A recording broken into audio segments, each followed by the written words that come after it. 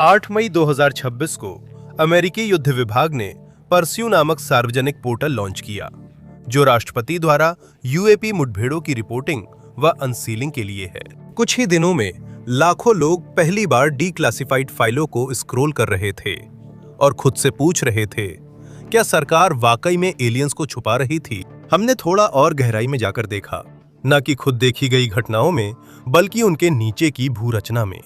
और तभी कुछ तुरंत अजीब सा महसूस हुआ। सबसे ज्यादा UAP reports Nevada, new Mexico, Missouri, अरकानसास और पैसिफिक नॉर्थवेस्ट में आई हैं। वहां क्लस्टर भी सामान्य नहीं है। अगर आप इन्हें नक्शे पर प्लॉट करें तो एक पैटर्न दिखता है, जिसे एक बार देखने के बाद अनदेखा नहीं कर सकते। पाइडमोंट, मिसौरी, 21 फरवरी 1973।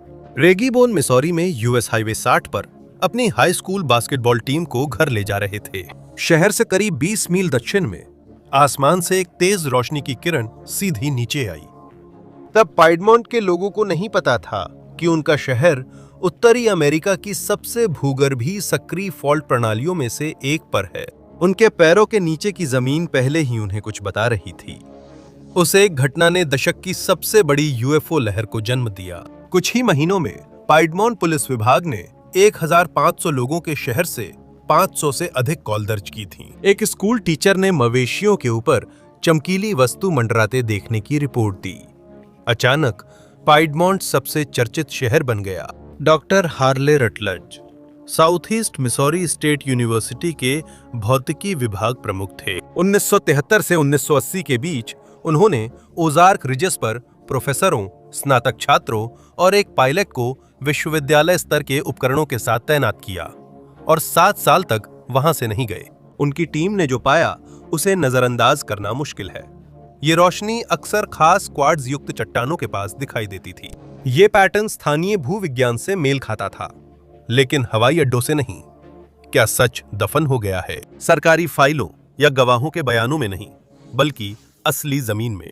1981 तक रेटलेज ने खुद 158 से अधिक असामान्य वस्तुओं को देखा था। उन्होंने पूरा डेटा सेट प्रोजेक्ट आइडेंटिफिकेशन नाम की किताब में प्रकाशित किया, जो यूएफओ पर किसी मान्यता प्राप्त अकादमिक भौतिक विज्ञानी की पहली दीर्घकालिक वैज्ञानिक फील्ड स्टडी थी। प्रेस ने कुछ हफ्ते इसकी कवरेज की, फिर सब शांत हो गया।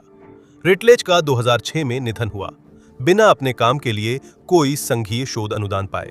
उन्होंने जो पैटर्न पहचाना था वो 40 सालों तक इस्तेमाल नहीं हुआ। नक्शे पर देखें कि दोनों क्लस्टर कहां हैं। पाइडमोंट, मिसौरी, याकीमा रिजर्वेशन दक्षिण मध्य वॉशिंगटन में लगभग 1200 मील की दूरी पर हैं। दोनों देश के अपने अपने हिस्से की सबसे ज्यादा भूतनावग्रस्त जमीन पर हैं। पाइडमोंट न्यू मैद्रिद सिस्मिक जोन के ऊपर है। 1811 और 1812 में इसने इतने शक्तिशाली भूकंप पैदा किए कि बॉस्टन, मैसाचुसेट्स में चर्च की घंटियां बज उठीं। मिसिसिपी नदी कुछ समय उल्टी दिशा में बही थी। याकीमा कॉरिडोर कैस्केड सबडक्शन जोन में है, जहां एक टेक्टोनिक प्लेट उत्तर अमेरिकी महाद्वीप के नीचे जा रही है। ये प्रशांत उत्तर पश्चिम के हर ज्वालामुखी के पीछे की शक्ति है। Mount Saint Helens, Mount Rainier, Toppenish Ridge, जहां फायर कंट्रोल अधिकारी बिल वोगल ने इसी प्रणाली की एक शाखा पर फायर लुकआउट्स तैनात किए। याकीमा आरक्षण पर वोगल के फायर लुकआउट्स 1970 के दशक से निचली घाटी में चमकती लाल रोशनी और तेज उड़ती रोशनी की गेंदों की रिपोर्ट कर रहे थे। वोगल ने ये फाइल एयरफोर्स के प्रोजेक्ट ब्लू बुक के एक खगोलशास्त्री को भेजी और 1974 और 1975 में पूरी फील्ड स्टडी और जांच के बाद पूरा डेटा सेट सालों तक एक फाइल कैबिनेट में पड़ा रहा। न्यू मैक्सिको के क्लस्टर रियो ग्रांडे रिफ्ट के साथ साथ हैं, जो कोलोराडो से नीचे मैक्सिको तक फैली हुई है। नेशनल यूएफओ रिपोर्टिंग सेंटर के अनुसार लिंकन काउंटी, नेवादा में प्रति 1 लाख निवासियों पर करीब 821 घटनाएं दर्ज हुई हैं। ये पूरे देश में सबसे अधिक दर है। Lincoln county basin and range क्षेत्र के किनारे पर स्थित है। वहां की पूरी क्रस्ट फॉल्टिंग के कारण अलग हो रही है। न्यू मैड्रिड सिस्टम के दक्षिणी छोर पर अरकानसास में भी गतिविधि देखी गई। 70 और 80 के दशक में रिपोर्टरों को छिटपुट खबरें मिली। स्थानीय लोगों ने अजीब रोशनी देखी, पर किसी ने उन्हें अपने पैरों तले की जमीन से नहीं जोड़ा। इसका असर या परिणाम कम नहीं हुआ। 1987 में पीडमोंट के पास एक किसान ने चरागाह के ऊपर मंडराती रोशनियों की सूचना स्थानीय अखबार को दी। कुछ दिनों बाद दो आदमी जो खुद को संघीय कर्मचारी बता रहे थे, किसान के गेट पर आए और बोले कि उसने जो देखा उसके बारे में सार्वजनिक रूप से न बोले। उन्होंने न धमकाया न पहचान पत्र दिखाया। उन्होंने अनुरोध किया और चले गए। किसान ने उनकी बात मानी। 30 साल तक उसने उस रात के बारे में किसी से बात नहीं की। संघीय कर्मचारी सिर्फ इसलिए मिसौरी के ग्रामीण इलाके में दूर नहीं आते कि भूगर्भीय घटना देखने वाले एक आदमी को चुप करा सकें। वे वहां तब जाते हैं जब भूगर्भीय घटना किसी गोपनीय चीज का नक्शा बना रही हो। खोज फाइलों से पता चलता है कि वॉशिंगटन दशकों से ऐसा कर रहा था, लेकिन वर्षों तक रहस्यमय देखे जाने की घटनाएं इतनी गंभीर थीं कि सरकार का ध्यान आकर्षित कर सकें। फिर भी वे घटनाएं जारी की गई फाइलों से पूरी तरह गायब हैं, जिससे वो सवाल उठता है जिसे एलियन बहस ने हमेशा दबा दिया है। लोग क्या देख रहे थे ये नहीं, बल्कि सरकार को इतनी परवाह क्यों थी कि उसने उसका नक्शा बनाया, उसे गोपनीय रखा और फिर 50 साल तक आसमान में उड़ती चीजों की कहानी को आगे बढ़ाया, बजाय इसके कि उनके नीचे की जमीन के बारे में बात करें। इसका जवाब नीचे दबी जमीन में छुपा है और उस विज्ञान में जिसे वॉशिंगटन ने 1980 तक खुद ही समझ लिया था। उन हॉटस्पॉट क्लस्टर्स के नीचे 3 अलग-अलग भूवैज्ञानिक प्रक्रियाएं बार-बार दिखाई देती हैं। ये कोई षड्यंत्र सिद्धांत नहीं, बल्कि प्रकाशित वैज्ञानिक शोध है। दूसरे देशों के शोधकर्ताओं ने दशकों तक खुलकर अध्ययन किया कि क्या ये परिस्थितियां अजीब वायुमंडलीय रोशनी बना सकती हैं। संयुक्त राज्य अमेरिका में यह विषय शायद ही कभी सार्वजनिक चर्चा में आया। सबसे महत्वपूर्ण शायद पाइजो इलेक्ट्रिक डिस्चार्ज है। कुछ चट्टानें, खासकर क्वार्ट्ज से भरपूर चट्टानें, जब उन पर अत्यधिक दबाव डाला जाता है तो वे विद्युत ऊर्जा उत्पन्न करती हैं। यही प्रभाव सिगरेट लाइटर, क्वार्ट्ज घड़ियों आदि को ऊर्जा देता है। कल्पना करें, यही प्रक्रिया जमीन के नीचे महाद्वीपीय स्तर पर होती है और टेक्टोनिक दबाव बढ़ता है। चट्टानों की परतें रगड़कर विद्युत आवेश हवा में छोड़ती हैं। अचानक वहां रहने वाले लोग चमकदार गोल आकृतियां और बिना आवाज वाली रोशनी व खेतों और पहाड़ी धारों के ऊपर मंडराती वस्तुओं की रिपोर्ट करने लगते हैं। इसका सबसे मजबूत सबूत नॉर्वे के मध्य में स्थित एक दूरस्थ घाटी, जिसे हेस्तदल कहा जाता है, से मिलता है। वहां के लोग 1800 के दशक से अजीब रोशनियों की रिपोर्ट कर रहे थे। 1980 के शुरुआती सालों में हेस्तदल के लोग लगभग हर रात रोशनियां देखते थे, कभी कभी हफ्ते में 20 बार तक। चमकती गोल आकृतियां घाटी के ऊपर बिना आवाज लटकती थीं। कुछ फीट चौड़ी थीं, कुछ कार के आकार की थीं। कभी कभी वे पेड़ों के बीच धीरे धीरे तैरती दिखती थीं। कभी कभी वे पहाड़ी की धारियों पर तेज दौड़ती थीं। गवाहों ने कहा कि ये रोशनियां छोटे गोले बनकर बंटती और फिर मिल जाती थीं। कोई नहीं समझा पा रहा था कि वे क्या देख रहे हैं। इसलिए 1984 में नॉर्वेजियन इंजीनियर अर्लिंग स्ट्रैंड ने इसे वैज्ञानिक समस्या की तरह देखने का फैसला किया। उन्होंने कैमरे, रडार और मैग्नेटोमीटर लाए। यह घाटी असामान्य रूप से क्वार्ट्ज, तांबा और लोहे से भरपूर निकली, जो कि एक प्राकृतिक विद्युत प्रणाली के लिए जरूरी तत्व हैं।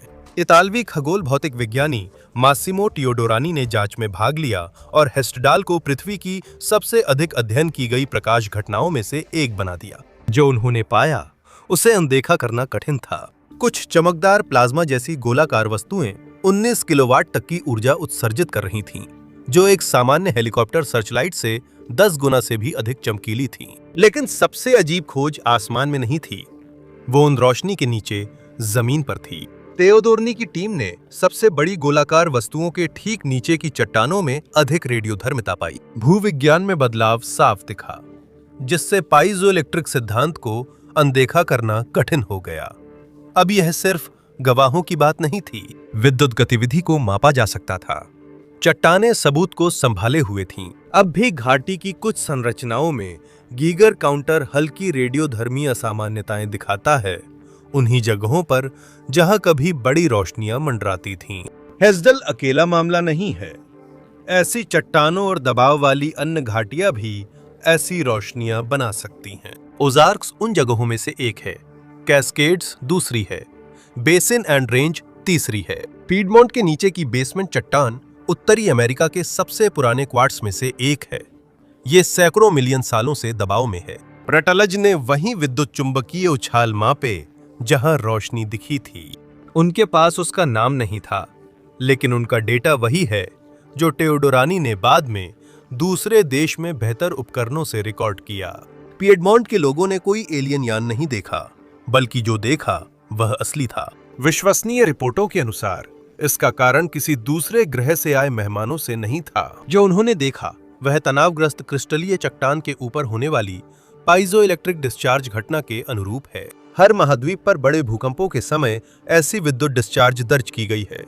भूविज्ञान के लिए इसका नाम महत्व नहीं रखता। ओजार्क्स, कैस्केड्स और बेसिन और रेंज इसे उत्पन्न करते हैं। जमीन, ये घटनाएं लोगों के आसमान पर नजर रखने से भी बहुत पहले से पैदा कर रही है। लेकिन इससे एक और सवाल उठता है, इतने सारे गवाह इन रोशनी को बुद्धिमान क्यों बताते हैं? इसी सवाल ने एक और वैज्ञानिक को पूरी तरह इस रहस्य में खींच लिया। कनाडाई न्यूरोसाइंटिस्ट माइकल परसिंगर ने 30 साल से अधिक समय तक अध्ययन किया कि क्या विद्युत चुंबकीय क्षेत्र मानव धारणा को असली जैसा बना सकते हैं। उसने एक उपकरण बनाया जो टेम्पोरल लोब पर चुंबकीय क्षेत्र केंद्रित करता था।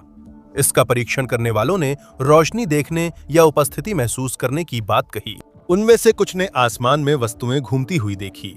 उनका दिमाग वही अनुभव पैदा कर रहा था जैसा कि ओजार्क्स के लोग 50 साल पहले बयान कर रहे थे। क्या देखा जाता है ये गवाह पर निर्भर करता है। ये इस पर निर्भर करता है कि उन्होंने क्या पढ़ा है या टेलीविजन पर क्या देखा है। ये इस पर भी निर्भर करता है कि उनकी संस्कृति ने उन्हें क्या उम्मीद करना सिखाया है। इसका मतलब ये नहीं कि याकीमा फायर लुकआउट्स भ्रमित थे। जमीन के ऊपर प्लाज्मा और मिट्टी में विकिरण असली थे। वह असली विद्युत चुंबकीय क्षेत्र हवा को आयनित करता था और लुकआउट के दिमाग तक भी पहुंचता था। यह मुठभेड़ यान जैसी लगती है क्योंकि दिमाग के पास यही सबसे करीब टेम्पलेट है। परसिंगर का निधन 2018 में हुआ। उनका शोध हर उस संघीय एजेंसी द्वारा अनदेखा कर दिया गया जिन्होंने इसी सवाल पर अरबों खर्च किए। लेकिन यह भी रहस्य को पूरी तरह हल नहीं करता क्योंकि खुद देखी गई घटनाएं एक ही जगह नहीं रहती। ये समूह वास्तव में आगे बढ़ते हैं। 1900 के शुरुआती वर्षों में चुंबकीय उत्तरी ध्रुव हर साल लगभग 6 मील खिसकता था। 2000 के शुरुआती वर्षों तक ये हर साल 30 मील से ज्यादा की रफ्तार से आर्कटिक में था। ब्रिटिश जियोलॉजिकल सर्वे को अपना 2019 मॉडल अपडेट तय समय से पहले जारी करना पड़ा क्योंकि ध्रुव पहले वाले संस्करण की तुलना में तेजी से खिसक रहा था। जैसे जैसे ध्रुव खिसकता है, टेक्टोनिक तनाव और प्लाज्मा निर्माण से जुड़ी विद्युत चुंबकीय स्थितियां भी बदलती रहती हैं। खिसकाव की वजह वही है जहां से कहानी अविश्वसनीय लगने लगती है। पृथ्वी की सतह के हजारों मील नीचे क्रस्ट के गहरे अंदर बाहरी कोर में पिघले हुए लोहे की 2 विशाल नदियां बहती हैं। एक कनाडा के नीचे और दूसरी साइबेरिया के नीचे। वे एक दूसरे के खिलाफ लगातार प्रतिस्पर्धी चुंबकीय बल बनाती हैं, जिससे ग्रह के चुंबकीय क्षेत्र का रूप वास्तविक समय में बदलता रहता है। पिछले कुछ दशकों से साइबेरिया वाला हिस्सा जीत रहा है। इसी वजह से चुंबकीय ध्रुव कनाडाई आर्कटिक से रूस की ओर तेजी से बढ़ रहा है। जैसे जैसे जमीन के नीचे संतुलन बदलता है, ऊपर का चुंबकीय क्षेत्र भी बदलता है, लेकिन यह एक जैसा नहीं होता। पृथ्वी का चुंबकीय क्षेत्र कोई चिकनी सुरक्षात्मक परत नहीं है जो इसे घेरे हों। यह विकृत है और कई जगहों पर चुंबकीय क्षेत्र असामान्य रूप से मजबूत या कमजोर हो जाता है। इसका अर्थ है कि टेक्टोनिक तनाव, प्लाज्मा निर्माण और संभवतः मानव धारणा से जुड़ी विद्युत चुंबकीय स्थितियां हमेशा एक ही जगह स्थिर नहीं रहती। वे समय के साथ पृथ्वी की सतह पर घूमती रहती हैं, जिससे एयरलाइन नेविगेशन में भी बाधा आ सकती है। हर बड़ी एयरलाइन को कुछ साल बाद अपने ऑनबोर्ड सिस्टम में चुंबकीय उत्तर की नई स्थिति अपडेट करनी होती है। हर स्मार्टफोन कंपास ब्रिटिश जियोलॉजिकल सर्वे के अपडेटेड मॉडल पर निर्भर करता है। 2019 का अपडेट तय समय से पहले आया था। ध्रुव पहले के मॉडल की तुलना में तेजी से आगे बढ़ रहा था।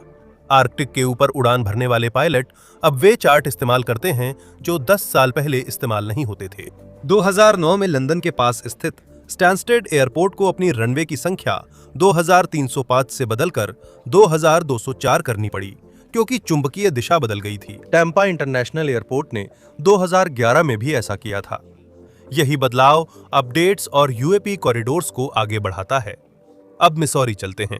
ये क्लस्टर पिछले 40 सालों से उत्तर पूर्व की ओर बढ़ रहा है। कैस्केड रिज के साथ साथ याकीमा कॉरिडोर भी बदल गया है। न्यू मैक्सिको का रिफ्ट कॉरिडोर दक्षिण की ओर बढ़ गया है, जो भूचुंबकीय क्षेत्र में बदलावों के साथ मेल खाता है। ध्रुव की जगह बदलने पर क्षेत्र भी बदलते हैं। जिन क्षेत्रों में असामान्य प्लाज्मा गतिविधि की सबसे अधिक संभावना होती है, वे भी इनके साथ बदलते हैं। सरकार द्वारा किए गए कुछ बड़े पैमाने पर यूएफओ जांचों में से एक, जिसे विस्तार से सार्वजनिक रूप से जारी किया गया था, बेल्जियम से आई थी। नवंबर 1989 से लेकर अप्रैल 1990 के बीच देश में हर कोने पर तेज रोशनी वाले एक शांत त्रिकोणीय वस्तु की रिपोर्ट्स की बाढ़ आ गई थी। ये 30 मार्च 1990 की रात चरम पर पहुंच गया, जब बेल्जियम की वायुसेना ने कई ग्राउंड स्टेशनों से रडार पर अज्ञात लक्ष्यों को ट्रैक किया और उन्हें रोकने के लिए 2 F-16 जेट भेजे। उनके रडार ने कई बार लॉक ऑन किया, लेकिन हर बार जब पायलट दूरी कम करते, संपर्क ऐसे टूट जाता जो किसी भी ज्ञात विमान के व्यवहार से मेल नहीं खाता था। उस रात की शुरुआत रडार से नहीं हुई थी। पहली रिपोर्ट यपेन नाम के एक छोटे कस्बे से आई, जो जर्मन सीमा के पास है। 2 पुलिसकर्मी ग्रामीण सड़क पर रुके और देखा एक बड़ा जहाज तेज रोशनी के साथ ऊपर से गुजरा। उन्होंने वायरलेस पर सूचना दी। कुछ ही मिनटों में अन्य पुलिस अधिकारी भी आ गए। जल्द ही इलाके के लोग भी ऐसी घटनाएं रिपोर्ट करने लगे। कुछ ही हफ्तों में गवाहों की संख्या 1000 से अधिक हो गई थी। कुछ महीनों में ये 13,000 पार कर गईं। पूरा देश हर रात वही देख रहा था। बेल्जियन एयरफोर्स ने असामान्य रूप से तेजी दिखाई। कुछ ही हफ्तों में उन्होंने अपनी शुरुआती जांच के नतीजे जारी करने शुरू कर दिए। रडार डेटा वही था जो किसी जानी पहचानी चीज से मेल नहीं खाता। कई ट्रैकों पर वस्तुएं कुछ ही सेकंड में लगभग 9,000 फीट से 5,000 फीट तक गिरती हुई दिखाई दी। वह चीजें इतनी तेज या धीमी हो रही थीं, जितना कोई ज्ञात विमान नहीं कर सकता था। न सोनिक बूम था, न इंजन की आवाज।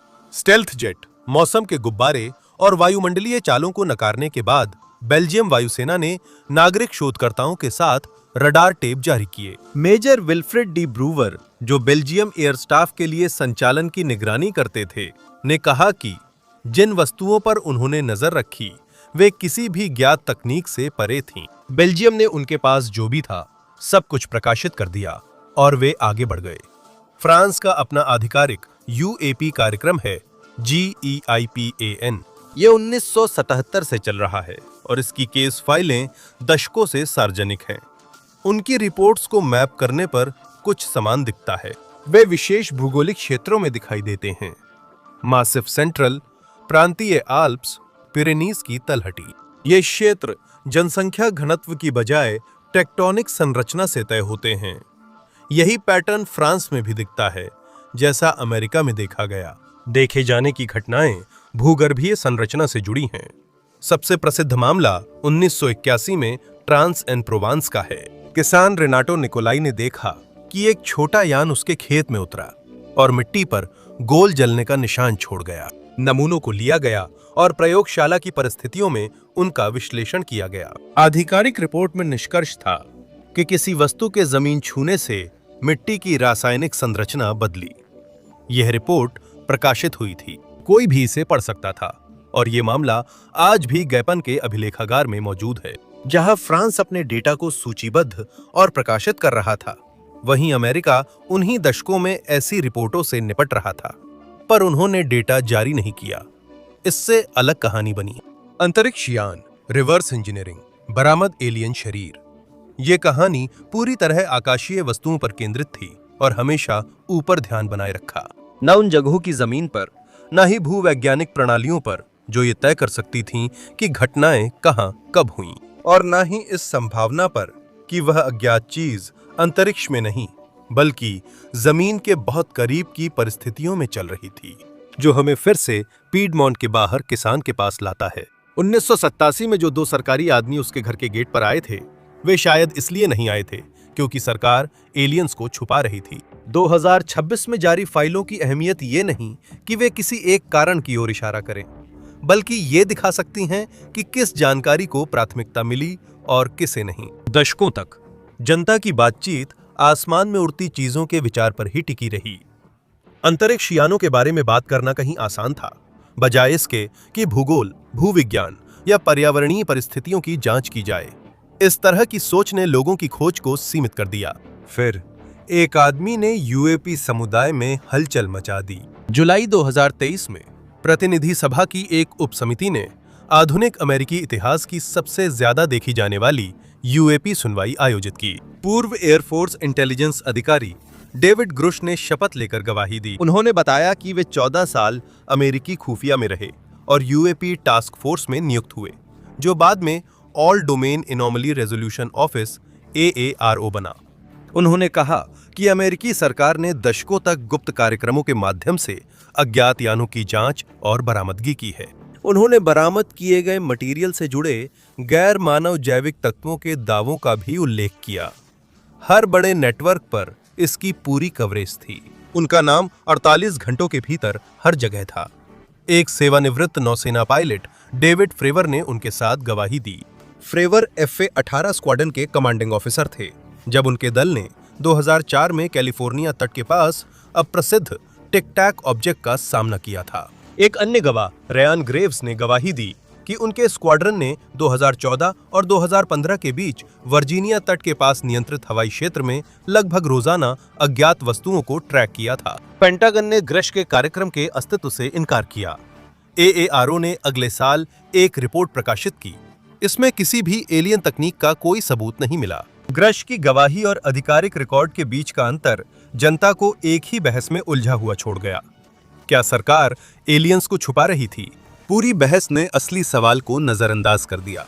वॉशिंगटन पर असली दबाव विदेशों से आ रहा था। 2024 में भूचुंबकीय विसंगतियों और चट्टानों में तनाव से सक्रिय होने वाले विद्युत प्रभावों पर चीनी शोध खुले तौर पर सहकर्मी समीक्षित पत्रिकाओं में प्रकाशित होने लगा। इस काम को चीन, भूकंप प्रशासन और बीजिंग तथा शंघाई की प्रमुख विश्वविद्यालयों जैसी संस्थाओं से जोड़ा गया था। शोधकर्ता यह मॉडल बना रहे थे कि टेक्टोनिक तनाव वायुमंडल में कैसे मापने योग्य विद्युत और प्लाज्मा प्रभाव उत्पन्न करता है। शब्दावली और तरीके उन शोध क्षेत्रों से मिलते थे जिनका दशकों पहले अमेरिका में अध्ययन हुआ था, पर उन्हें सार्वजनिक वैज्ञानिक मंचों पर पूरी तरह नहीं चर्चा गया। बीजिंग के नजरिए से यह बिल्कुल भी UFO अनुसंधान नहीं था, यह भूकंप विज्ञान था, यह भूविज्ञान था। इससे तुरंत एक रणनीतिक समस्या पैदा हो गई। जब प्रतिद्वंदी खुले वैज्ञानिक साहित्य में ऐसा शोध प्रकाशित करता है तो गोपनीय वर्गीकरण की व्यवस्था वैसा काम नहीं करता जैसा डिजाइन किया गया था। वॉशिंगटन अब कोई रहस्य नहीं छुपा रहा था, बस उस जानकारी का इस्तेमाल करने में अपने प्रतिद्वंदी से धीमा था जो दोनों पक्षों के पास पहले से थी। इसका मतलब था कि बदलाव होने जरूरी थे। AARO की स्थापना 2022 में हुई थी और बाद में 2024 और 2026 में रक्षा कानून के तहत इसका विस्तार किया गया था। सार्वजनिक रूप से इसका मिशन वही रहा, यानी अज्ञात असामान्य घटनाओं की जांच करना। आंतरिक रूप से जोर पर्यावरण और सेंसर डेटा पर दिया गया। यह बड़े क्षेत्रों में विद्युत चुंबकीय परिस्थितियों, वायुमंडलीय प्रभावों और सेंसर विसंगतियों का मानचित्रण कर रहा था। वर्तमान निदेशक भौतिक विज्ञानी जॉन कोसलॉव्स्की हैं। उन्होंने सीनेट में गवाही दी कि कार्यालय को अब तक किसी मामले में परग्रही मूल का विश्वसनीय प्रमाण नहीं मिला। ये एजेंसी का रिकॉर्ड पर सीधा इनकार था, जबकि जनता उन्हें एलियन शिकारी मानती थी। लगभग किसी भी बड़े मीडिया संस्थान ने उस हिस्से को उद्धृत नहीं किया। सच कहे तो वो बयान वाकई उबाऊ था। चमकदार कहानी सुर्खियों में रहती है, जबकि असली काम पर्दे के पीछे जारी रहता है। फरवरी 2026 में एक राष्ट्रपति निर्देश ने यूएपी से संबंधित रिकॉर्ड की पूरी समीक्षा और जारी करने का आदेश दिया।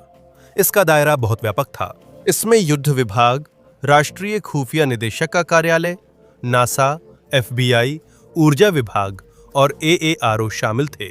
फाइलों के अधिकतर हिस्से यूएपी से नहीं बल्कि पर्यावरण से जुड़े थे। कॉरिडोर मानचित्र, विद्युत चुंबकीय पृष्ठभूमि माप और सेंसर प्रदर्शन तथा भौगोलिक विसंगतियों से जुड़े भूचुंबकीय ओवरले, ये सब कांग्रेस रिकॉर्ड में था, लेकिन इस पर सार्वजनिक रिपोर्टिंग में बहुत कम आगे की पड़ताल हुई।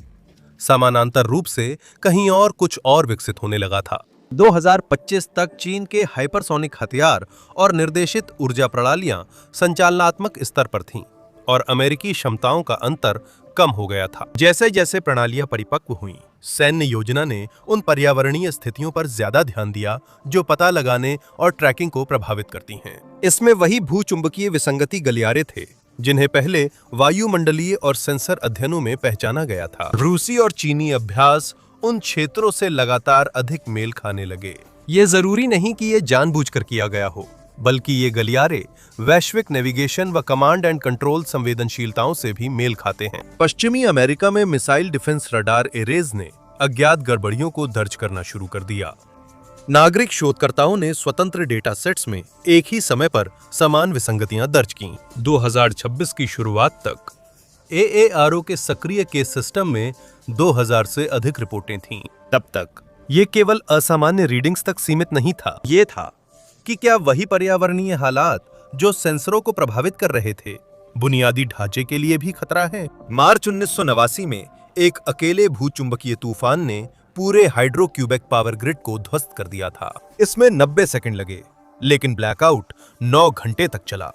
पूरे पूर्वी कनाडा में 60 लाख लोगों की बिजली चली गई। इसका कारण एक कोरोनल मास इजेक्शन था, जो 2 दिन पहले सूरज से निकला था। उस रात ऑरोरा फ्लोरिडा और क्यूबा तक दिखाई दिए थे।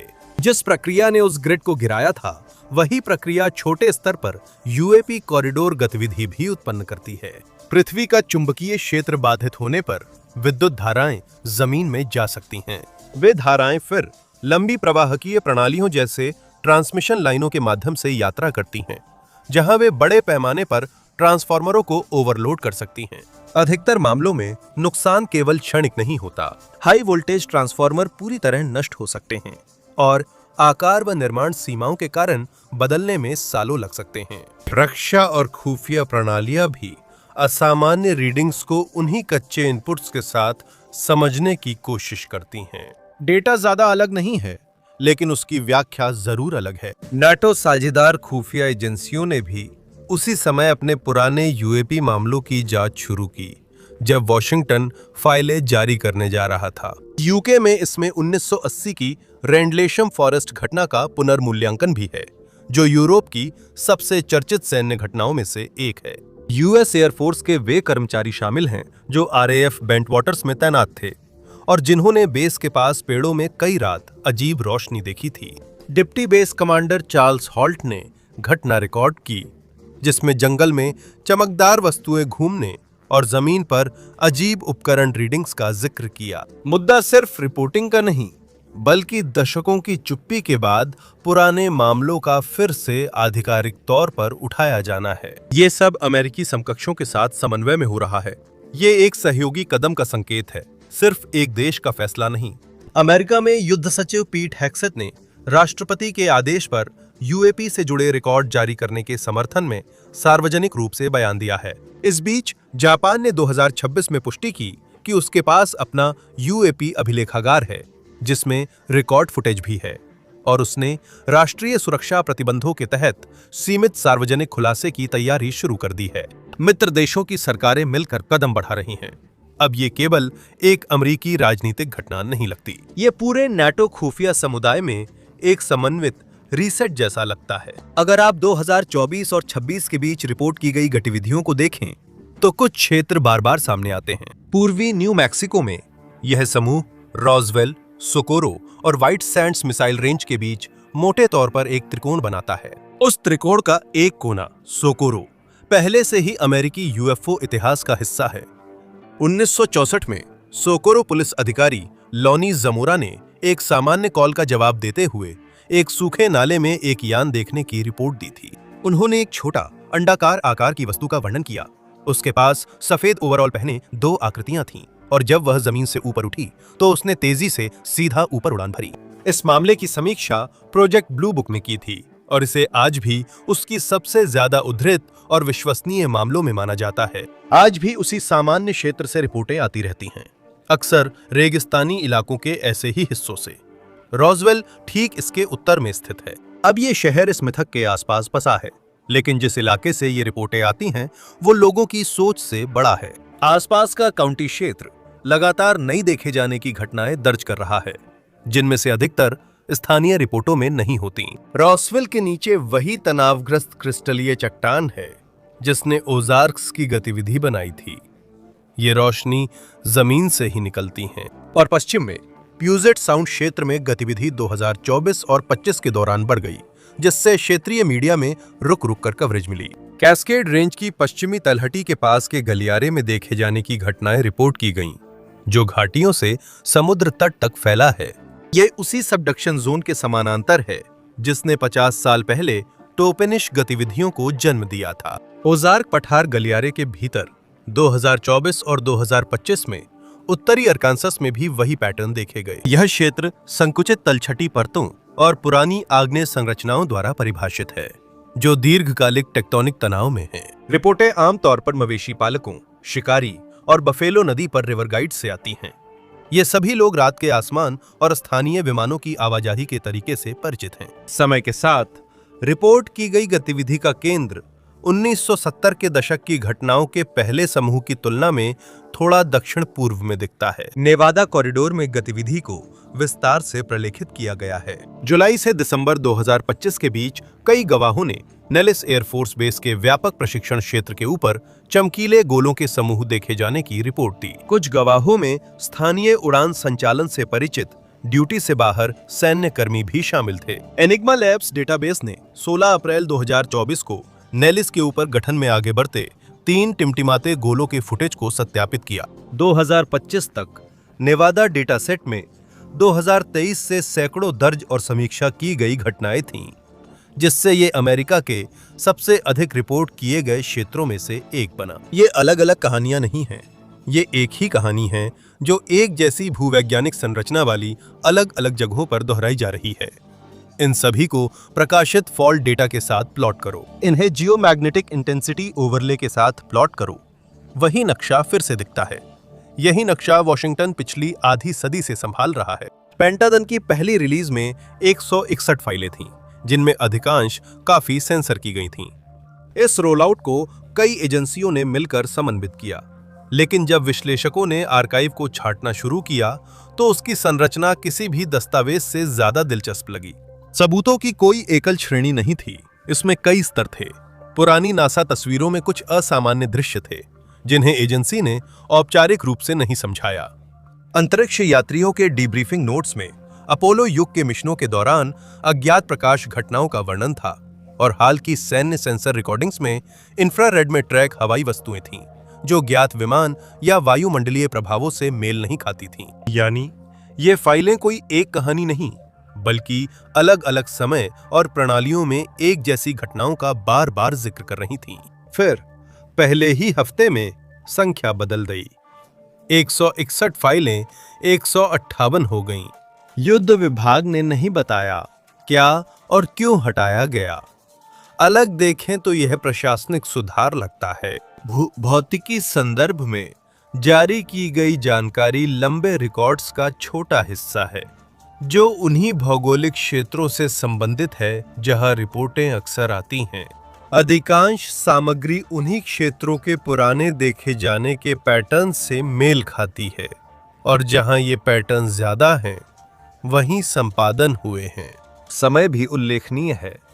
अब जारी करने का फैसला अगले साल या 5 साल बाद की बजाय एक विशेष समय सीमा के कारण लिया गया है। 2025 वर्ल्ड मैग्नेटिक मॉडल 5 साल के लिए मान्य है। 2030 तक अगला बड़ा अपडेट जारी किया जाएगा। बीच के वर्षों में जो क्षेत्र में बदलाव होते हैं, वे एक बड़े पुनः संतुलन की आवश्यकता पैदा करेंगे।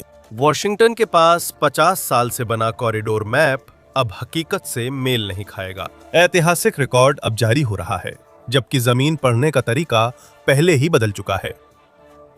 जैसे ही चुंबकीय क्षेत्र बदलता है, पुराने नक्शे नए सेंसर और मॉडलों से मेल नहीं खाते, इसलिए उनकी प्रासंगिकता जल्दी खत्म हो जाती है। उसके बाद बनी चीजें आमतौर पर ज्यादा समय तक सार्वजनिक नहीं रहती, लेकिन जमीन पर मौजूद लोगों को ये दिखती नहीं है। यही कहानी फिर गवाहों यानी जमीन पर मौजूद लोगों तक पहुंचती है। 2024 के अंत में एक कांग्रेस स्टाफर ने मिसौरी के किसान को उसके घर फोन किया। वे यूएपी कार्यालय से नहीं, बल्कि विद्युत चुंबकीय अवसंरचना उप समिति से थे। स्टाफर ने पूछा, क्या उनके पास 1987 की नोट्स अब भी हैं? तारीखें, दिशाएं, समय। किसान ने सब कुछ संभाला। उन्होंने पन्नों की फोटोकॉपी कर वॉशिंगटन भेजी, बिना कारण पूछे। 2026 की शुरुआत में उनकी कहानी फिर से सामने आई, लेकिन उनके नाम से नहीं। यह एक गोपनीय परिशिष्ट में छुपा था, जो कांग्रेस की उस रिपोर्ट का हिस्सा था जिसमें भूचुंबकीय परिवर्तन और ग्रिड की विश्वसनीयता पर चर्चा थी। उस घटना को एक बड़े दस्तावेज में सिर्फ एक पंक्ति में दर्ज किया गया था, जो बुनियादी ढांचे के जोखिम और चुंबकीय व्यवधान पर था। यही उस चुप्पी का परिणाम है, एक असुरक्षित ग्रिड और जनता जिसने 4 दशकों तक आसमान की ओर देखा, जबकि असली कहानी उसके नीचे थी। वो अब भी नहीं जानता कि उसने खेत के ऊपर क्या देखा था, क्योंकि वायुसेना और वे दोनों संघीय कर्मचारी ने कभी नहीं बताया। 2024 में कांग्रेस के स्टाफर ने भी उसे कभी नहीं बताया। उस पैनल में से कोई भी जिसने परिशिष्ट पढ़ा था उसे कभी नहीं बताएगा। उसके खेत तक जाने वाली सड़क अब भी वही है। पहाड़ी पर लगे चीड़ के पेड़ और उसके नीचे की चट्टान अब भी वही हैं, लगातार दबाव में। रेटलेज ने 1973 में जहां अपने कैमरे लगाए थे, उन्हीं पहाड़ियों पर हर कुछ सालों में रोशनी फिर लौट आती है। अब स्थानीय लोग अखबार को फोन नहीं करते, वे खेत के किनारे खड़े रोशनियों को तब तक देखते हैं जब तक वे पेड़ों के ऊपर नहीं चली जाती। असली रहस्य रोशनियां नहीं बल्कि जमीन थी, लेकिन किसी वजह से सरकार नहीं चाहती कि आप यह जानें। आज मेरे साथ जुड़ने के लिए धन्यवाद। मुझे उम्मीद है कि आपको यह वीडियो पसंद आया होगा, और अगर आप ऐसे और वीडियोस देखना चाहते हैं तो कृपया सब्सक्राइब करें और नोटिफिकेशन चालू करें। इससे वाकई फर्क पड़ता है। एक बार फिर धन्यवाद, और मैं आपको अगली बार मैप पैक पर मिलूंगा।